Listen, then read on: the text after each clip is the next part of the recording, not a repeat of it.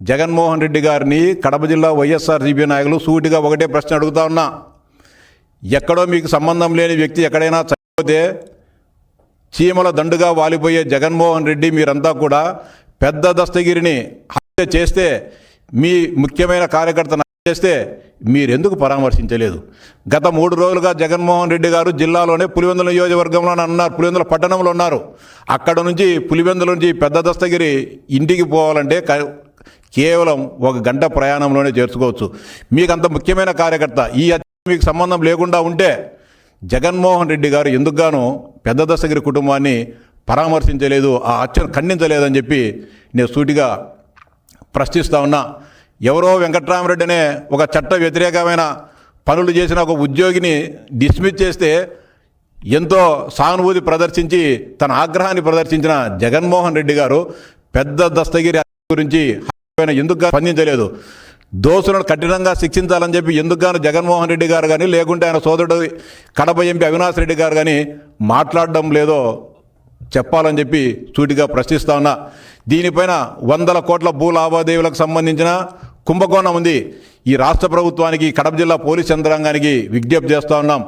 దీనిపైన ఉన్న గూడుపుటానిని తేల్చాలని, దీని మీద ఉన్న అక్రమ లావాదేవీలన్నిటిని కూడా బయటికి తీయాలని చెప్పి విజ్ఞప్తి చేస్తున్నా. అంతేకాకుండా రవీంద్రనాథ్ రెడ్డి గారు ఇన్ని 100,000 కోట్ల రూపాయలు ఏ విధంగా సంపాదించారని కూడా నిగ్గు తేల్చాల్సిన అవసరం ఉంది. మీకేం ఎలాంటి ఫ్యాక్టరీలు లేవు, ఎలాంటి గనులు లేవు, ఎలాంటి ఇంకోటి విదేశాల వ్యాపారులు, కాంట్రాక్టర్లు కాదు. మీకున్నది గతంలో పులివెందుల్లో ఒక థియేటరు, 2 ప్రైవేట్ బస్సులు ఉన్నాయి. దీనితోనే ఇన్ని 1,000 కోట్ల సామ్రాజ్యాన్ని మీరు ఎలా నిర్మించారో ఒకసారి రవీంద్రనాథ్ రెడ్డి గారు కానీ చెప్పాలా. కడప జిల్లా ప్రజలందరికీ తెలుసు, పులివెందుల నియోజకవర్గ ప్రజలందరికీ తెలుసు.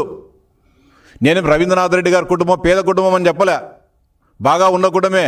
బాగా ఉన్న కుటుంబం 1,000 కోట్ల రూపాయలు సంపాదించేటంత ఆదాయాలు, వ్యాపారాలు, సంస్థలు లేవనే విషయం పులివెందుల కడప జిల్లా ప్రజలందరికీ కూడా తెలుసు.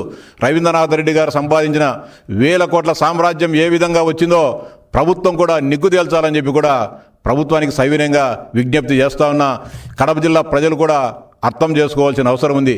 ఏ విధంగా ఇల్లు ఇక్కడ పెద్ద దస్తగిరి, అంతకుముందు పులివెందులలో దస్తగిరి అనే వ్యక్తితోనే గొడ్డలు తీసుకొని వచ్చి బాబాయ్ అంటే దస్తగిరి అనే పేరు గల వాళ్లకు వైఎస్ కుటుంబానికి అవినాభావ సంబంధం కనబడతా ఉంది.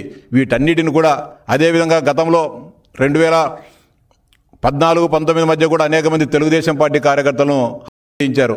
వాటన్నిటిని కూడా అంటే ఎవరి మీదనో నెట్టాలని చెప్పి చేయడము, అంటే తమ మీదికి రాకోకుండా ఇతరుల మీదకి నెట్టేసి తమ కక్షలను లేకుంటే తమ ప్రయోజనాలను కూడా కాపాడుకోవాలనే ఒక కుట్రను, వాళ్ళ పద్ధతిని ఈ రాష్ట్ర ప్రజలు గుర్తించాలా, గమనించాలని చెప్పి విజ్ఞప్తి చేస్తా ఉన్నా. Please subscribe to Leo news for more videos.